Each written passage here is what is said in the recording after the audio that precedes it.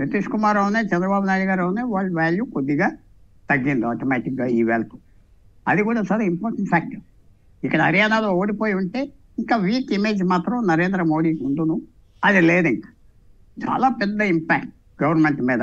మీరు కొద్దిగా ఆలోచిస్తే నేను చెప్పే మాట ఏలైజు వెళ్ళిపోతాం దబాయించేది ఇంకా మాత్రం జరగదు. ఐఏఎత్ కూడా వచ్చి ఒక జార్ఖండ్లో కూడా గెలుస్తారు బీజేపీ నార్మల్గా నాలాంటి వాళ్ళు అనుకుంటున్నాం. మహారాష్ట్రలో మాత్రం చాలా స్టిఫ్ ఫైట్ వస్తారు. ఆల్రెడీ ముఖ్యమంత్రి చాలా పాపులర్ ఫిగర్, అందరూ అతను చాలా అండర్ ఎస్టిమేట్ చేస్తున్నారు.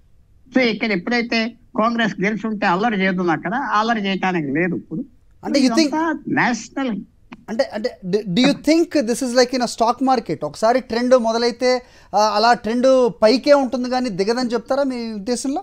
అంటే ఇది ఐసోలేటెడ్ ఈవెంట్ గా చూడనక్కర్లేదా? కొంచెం జాగ్రత్తగా చెప్తున్నాను. నేను ఎగ్జూబరెంట్ గా చెప్పే మనిషి కాదు. ఇది పాజిటివ్ ఇంపాక్ట్ మహారాష్ట్ర మీద, జార్ఖండ్ మీద ఉంటుంది. ఆల్రెడీ రెండు రాష్ట్రాల్లో మీరు నేను అనుకున్న బీజేపీ అంత వీక్ గా లేదు. ఎందుకంటే లోకల్ నాయకత్వం చాలా స్ట్రాంగ్ గా ఉన్నది. పార్లమెంట్ ఎలక్షన్స్ లో ఏమైనా అయిపోయింది. దాని తర్వాత సెంట్రల్ గవర్నమెంట్ కూడా బలం పెరిగింది. ఎవరో అంత దబాయించే పరిస్థితి లేదు. ఇంకో చిన్న విషయం కూడా దీంట్లో కొంచెం కామెడీ కూడా ఉన్నది. మమతా బెనర్జీ, అఖిలేష్ యాదవ్, కేజ్రీవాల్, ఉద్ధవ్ ఠాక్రే, శరద్ పవార్ వాళ్ళు చాలా హ్యాపీగా ఉన్నారు హర్యానాలో కాంగ్రెస్ ఓడిపోయిందని. ఎందుకంటే కాంగ్రెస్ ఎలక్షన్ 2024 నుంచి ఒక పెద్ద అన్నలాగా బిహేవ్ చేయటం అలా అందరు చూసా. కరెక్ట్, వాళ్ళు 8 సీట్లు గెలిచాం మేమే పెద్ద అన్నారు. ఇప్పుడు తగ్గిపోయింది. ఇప్పుడు దబాయించడానికి లేదు, లేకపోతే దబాయిద్దరు, అది కూడా తగ్గిపోయింది. వాళ్ళలో ఉన్న ఇండియా అలయన్స్ లో 5-6 ముఖ్యమైన ప్రాంతీయ పార్టీ నాయకులు చాలా హ్యాపీగా ఉన్నారు. చాలా హ్యాపీ. అఖిలేష్ యాదవ్ ఏంటి అందరూ బయట చెప్పుకోకపోయినా వాళ్ళు ఎవరో ఏవి ఆనందపడతలేదు అనుకోవటం కూడా కాదు. చాలా ఇంపాక్ట్ వచ్చింది. ఒక చిన్న స్టేట్ ఇంత తీసుకురావాలంటే అది కాంగ్రెస్ పార్టీ తప్పు చేసింది. దీని మీద బెట్టింగ్ అంతా చేసింది.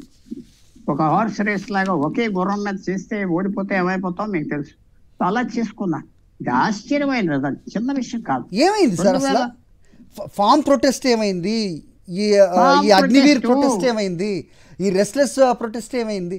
ఇవన్నీ ఏమైంది? రెస్ట్లెస్ ప్రొటెస్ట్, ఫేక్ ప్రొటెస్ట్ మొదల నుంచి నేను అనుకున్నాను. ఎందుకంటే కొంతమంది తీసుకొచ్చారు, కూర్చోబెట్టారు, అది చేయలేదు ఇది చేయలేదు అని 3-4 చెప్పారు, అల్లరి చేశారు, బాగా జరిగింది. ఒలింపిక్స్ అది బాగా హ్యాండిల్ చేయలేదు, ఓవర్గా చేస్తాడు. ఓవర్గా దానికి రియాక్షన్ వచ్చింది. మీరే చూసుకొని ఒక ప్లేయర్కి స్టేట్ గవర్నమెంట్, సెంట్రల్ గవర్నమెంట్ ఎంతో సాయం చేశాక తిరుగుబడితనం చేసి వాళ్ళు ఏం చేయలేదు, నన్ను ఎలా చేశారు అలా చేశారంటే మనుషులు ఆలోచించుకుంటారు. రెండోది ఆ జాక్ హెజిమనీ, పెత్తందారితనాన్ని కూడా కంట్రోల్ చేయాలని అదే చేశారు. మూడోది స్థానిక నాయకులు చాలా చక్కగా పంచుకున్నారు సీట్లు, చాలా జాగ్రత్తగా చేశారు, కాంప్రమైజ్ అవ్వారు, అది కూడా పనిచేసి. తర్వాత ఇంకో పాయింట్ కూడా కాంగ్రెస్ పార్టీ విమర్శించట్లేదు. రాహుల్ గాంధీ గారు కూడా కొద్దిగా జాగ్రత్తగా ఉంటే బాగుంటుంది కదా. సైన్యాన్ని విమర్శించటం, ఇతర దేశాలకు వెళ్ళి భారతదేశానికి విరోధుల దగ్గర కూర్చోటం, అలాగే రామ్ మందిర్ అంటాం, ఎతకారాలు చేయటం, ఇది కరెక్ట్ కాదు. ఒక ప్రధానమంత్రి క్యాండిడేట్, అవే ప్రధానమంత్రి క్యాండిడేట్ హుందాగా ఉండాలి, తక్కువ మాట్లాడాలి, తక్కువ కనపడాలి, అది అనుకుంటాను నేను. అది కూడా ఇంపాక్ట్ వచ్చేసి, అది చాలా ఇంపాక్ట్ వచ్చింది. రోజు ఇది కంట్రోల్ చేసుకోకపోతే నాన్ సీరియస్గా అయిపోతారు.